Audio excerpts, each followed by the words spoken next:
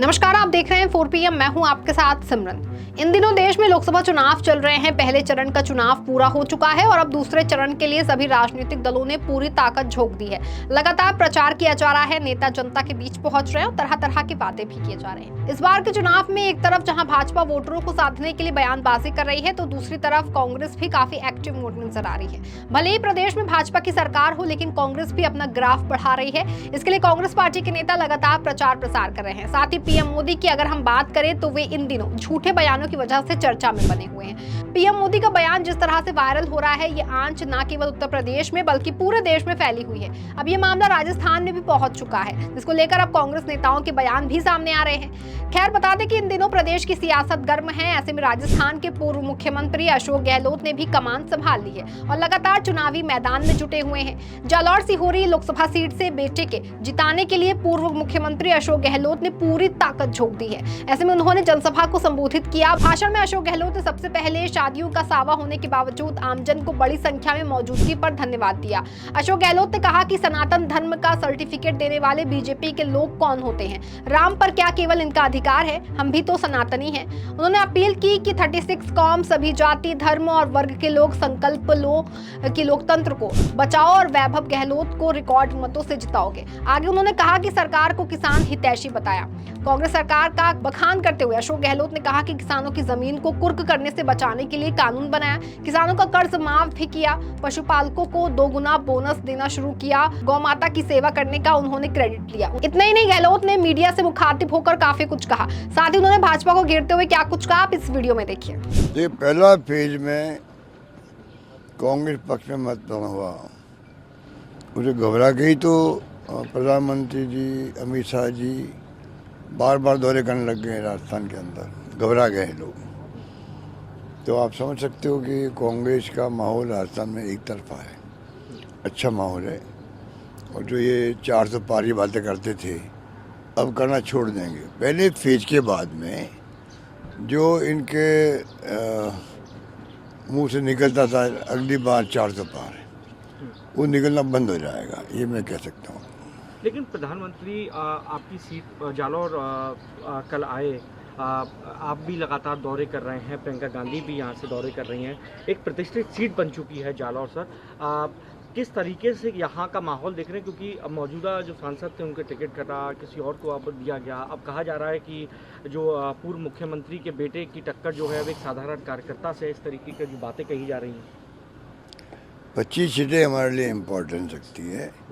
25 सीटें समान रूप से हम लोग कैंपेन कर रहे हैं और इसमें कोई XYZ की बात नहीं है कि बेटे पूर्व मुख्यमंत्री बेटे, इसलिए विशेष ध्यान दिया जाता है।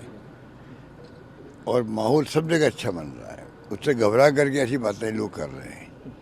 कांग्रेस मैनिफेस्टो पर जिस तरीके से सवाल खड़े किए जा रहे हैं, प्रधानमंत्री लगातार आप लोगों के मैनिफेस्टो, ये मेरी समझ के परे है कि प्रधानमंत्री जी को उन मैनिफेस्टो में क्या बात लिखी है ऐसी कि उसको वो जोड़ रहे हैं बेतों की बात करके। कोई लिंक तो बताए कि भाई आपने जो मैनिफेस्टो में 25 गारंटी दी गई है, 25 गारंटी में गारंटी ऐसी है, ये उनको ऑब्जेक्शन है या वो देश हित में नहीं, ये तो बताएं। वो सारी गारंटी देश हित के अंदर है, गरीबों के लिए, दलितों के लिए, महिलाओं के लिए, श्रमिकों के लिए, किसानों के लिए है, युवाओं के लिए है। तो मेरी समझ में आ नहीं रहा कि बुखला गए ये लोग, क्या हो गया है? बुखला के बोल रहे हैं लोग। पहले मुस्लिम लीग से जोड़ दिया इसको, आज़ादी के पहले का।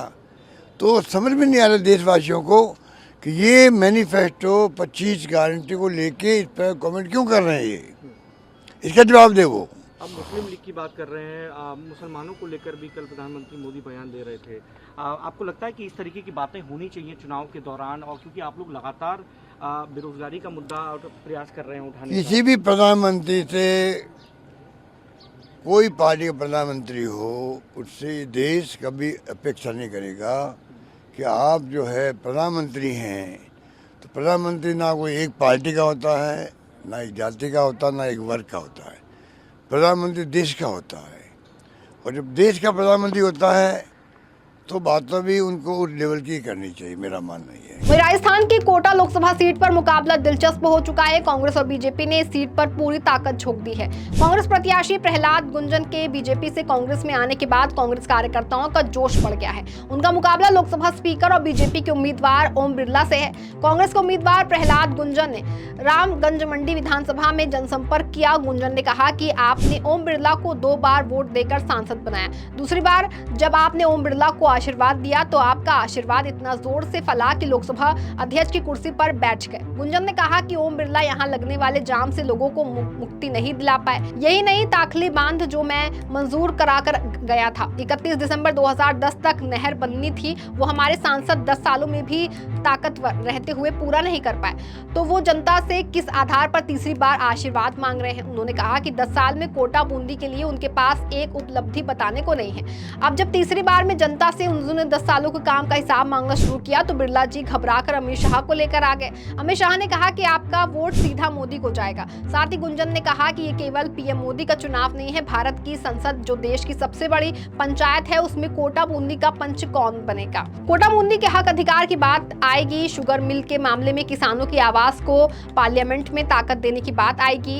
एमएसपी के मामले पर मजबूत कानूनों पर कई प्रकार की दृढ़ समस्याओं पर यदि भारत की संसद में आम आवाम की ताकत को मंजूरी देने की बात आएगी तो आपका पंच देगा या मोदी देंगे। भारत की संसद में हमारी आवाज बुलंद चाहिए, हमारे पक्ष मजबूती से चाहिए, कोटा बूंदी की ताकत मजबूत चाहिए, बैठ बिठाइए उठ जाइए नहीं। आपको बता दें कि जोधपुर लोकसभा सीट पर से बीजेपी के टिकट पर केंद्रीय जल शक्ति मंत्री गजेंद्र सिंह शेखावत तीसरी बार चुनावी मैदान में हैं। कांग्रेस ने शेखावत के सामने तीसरी बार उम्मीदवार बदलते हुए करण सिंह उचियार्डा को अपना उम्मीदवार बनाया है। इस बार लोकसभा सीट पर कांग्रेस और बीजेपी दोनों ने ही राजपूत उम्मीदवार पर विश्वास जताया है। दोनों प्रत्याशियों के बीच कांटे की टक्कर मानी जा रही है। केंद्रीय जल शक्ति मंत्री गजेंद्र सिंह शेखावत के पक्ष में राजस्थान के मुख्यमंत्री भजनलाल शर्मा, उत्तर प्रदेश के मुख्यमंत्री योगी आदित्यनाथ सहित बीजेपी के बड़े स्टार प्रचारक सभा और रोड शो कर प्रचार करने में पहुंच रहे हैं। इसके कांग्रेस प्रत्याशी करण सिंह उचियार्डा के पक्ष में अभी तक कांग्रेस की तरफ से कोई बड़ा नेता या स्टार प्रचारक सभा या रोड शो के लिए नहीं आया है। वहीं कांग्रेस नेता प्रमोद तिवारी ने हाल ही में पीएम मोदी द्वारा किए गए बयान को लेकर जमकर घेरा।